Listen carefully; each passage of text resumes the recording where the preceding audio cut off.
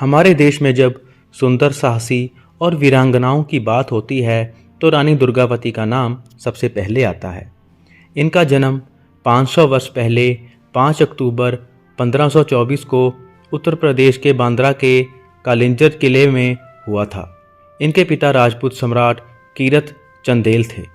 नमस्कार मित्रों, आप सभी का सर्वोच्च भारत में स्वागत है। आज की वीडियो में हम जिस वीरांगना की बात करेंगे उन्होंने अंतिम सांस तक मुगलों से लोहा लिया।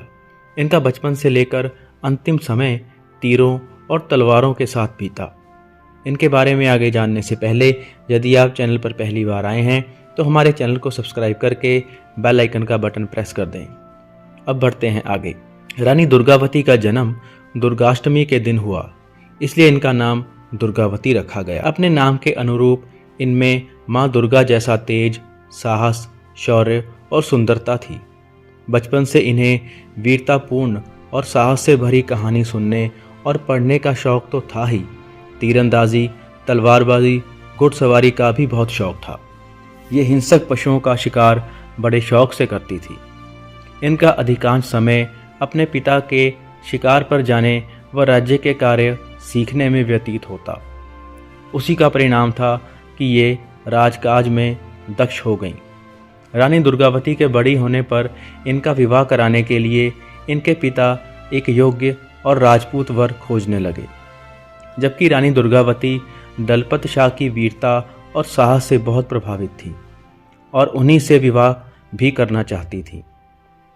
किंतु दलपत शाह राजपूत ना होकर गोंड जाति के थे, अतः रानी के पिता को यह संबंध स्वीकार ना था। उधर दलपत शाह के पिता संग्राम शाह, जो गढ़मंडला के शासक थे, रानी दुर्गावती की प्रसिद्धि से प्रभावित होकर उन्हें अपनी बहू बनाना चाहते थे।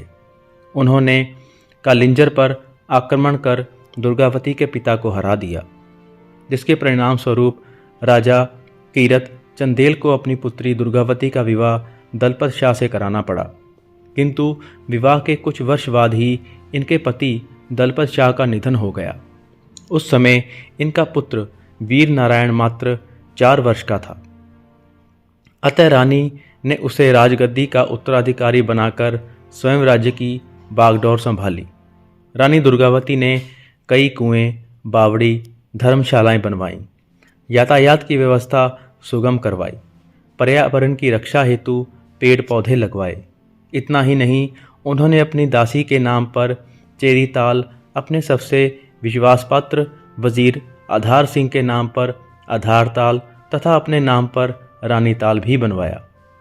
पति के निधन के बाद रानी दुर्गावती को कई संघर्षों का सामना भी करना पड़ा। 1556 में सुजात खान ने रानी को एक असहाय महिला जानकर उनके राज्य को कब्जे में करना चाहा, लेकिन रानी ने युद्ध कर उसे हराकर साबित कर दिया कि वे कमज़ोर नहीं हैं। फिर अकबर की दृष्टि रानी और उनके शासन पर पड़ी। अकबर उनके शासन को जीतकर रानी को अपने हरम में रखना चाहता था। उसने अपने प्रधान आसफ खान को मंडला पर हमला करने को भेजा। यह एक मुश्किल लड़ाई थी, क्योंकि आसफ खान के पास पर्याप्त मात्रा में प्रशिक्षित सेना और आधुनिक हथियार थे। लेकिन रानी ने हिम्मत नहीं हारी। अपने सैनिकों को कहा, किसी के अधीन होकर शर्मनाक जीवन जीने से अच्छा है कि हम अपनी आज़ादी की लड़ाई लड़ते हुए वीरगति को प्राप्त हो जाएं। इतना ही नहीं, इस युद्ध की वागडोर स्वयं रानी ने संभाली, जिससे सैनिकों में उत्साह बढ़ा और वे युद्ध जीत गए।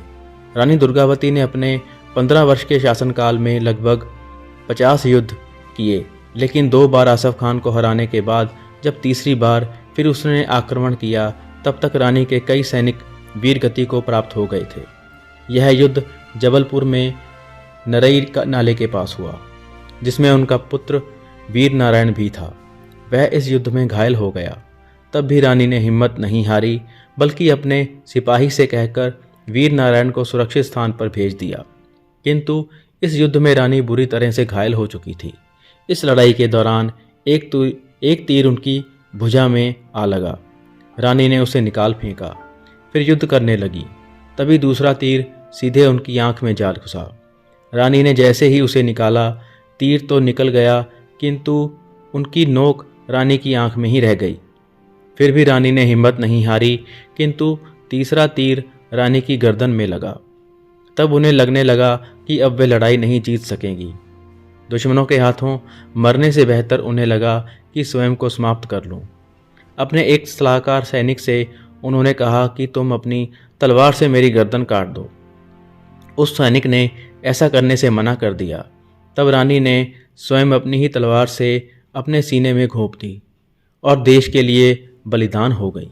रानी दुर्गावती का शरीर मध्य प्रदेश के मंडला और जबलपुर के बीच स्थित पहाड़ियों में जा गिरा। इसलिए वर्तमान में मंडला और जबलपुर के बीच स्थित बरेला में इनकी समाधि बनाई गई है, जहां अभी भी लोग दर्शन के लिए जाते हैं। वाकई वीरता की अद्भुत मिसाल थी रानी दुर्गावती। हर साल 24 जून को रानी दुर्गावती की पुण्यतिथि को बलिदान दिवस के रूप में मनाया जाता है।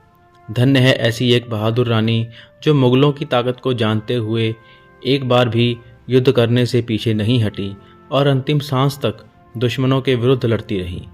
तो मित्रों, आज की वीडियो में इतना ही। वीडियो को पसंद आने पर वीडियो को लाइक, शेयर और कमेंट में जय रानी दुर्गावती अवश्य लिखें। आज की वीडियो में इतना ही। मिलते हैं आपसे किसी और वीडियो में। तब तक के लिए नमस्कार।